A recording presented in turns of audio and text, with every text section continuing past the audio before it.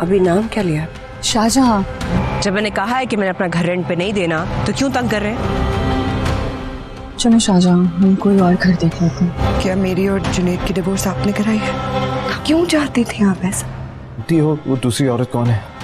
हाँ, मैं चाहती थी तुम दोनों की तलाक हो जाए। मैं तुझे तेरे पूरे खानदान को मार दूंगा। मजा आता है मुझे।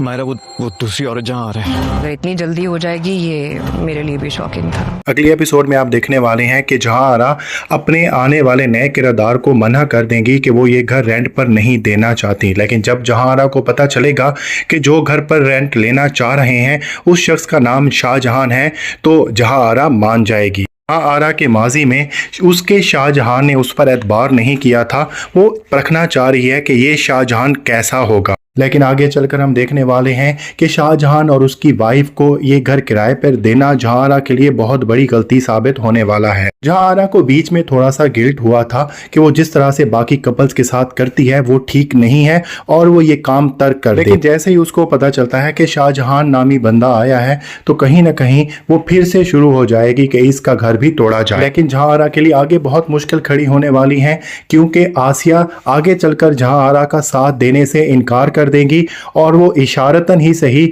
आगे चलकर शाहजहां का साथ देना शुरू कर देगी। यहाँ पर सिर्फ आसिया ही नहीं है जो जहां आरा की दुश्मन बन चुकी है, बल्कि जुनैद भी जहां आरा का खुल्लम खुल्ला दुश्मन बन चुका है और वो पूरी कोशिश करेगा कि जहां आरा के खावंद को जेल से किसी न किसी तरह से बाहर निकाला जा सके। अगरचे सरमत को एक लंबी सजा होने वाली है, लेकिन बहरहाल उसे अपील का हक हासिल होगा और जुनैद उसकी पूरी मदद करेगा कि वो जेल से बाहर आ सके। और जुनैद की मदद के साथ ही सरमद ये समझ चुका होगा कि उसकी बेगम जहां आरा ने उसके साथ डबल गेम की है और जानबूझकर उसको फंसाया है और उसकी जमानत नहीं होने दी। अगले एपिसोड में आप ये भी देखेंगे कि जुनैद अपनी साबका वाइफ के पास भी जाएगा और उसे बताएगा कि जिस लड़की के साथ उसका अफेयर था वो कोई और नहीं बल्कि जहां आरा थी। शुरू में मायरा जुनैद की बात नहीं मानेगी, क्योंकि जिस तरह से जुनैद ने उसका रवैया रखा है और खड़े खड़े ही उसे तलाक दे दी है, उस वजह से मायरा बहुत ज्यादा हर्ट होगी। लेकिन मायरा जब जहां आरा के पास जाकर ये बात कंफर्म करेगी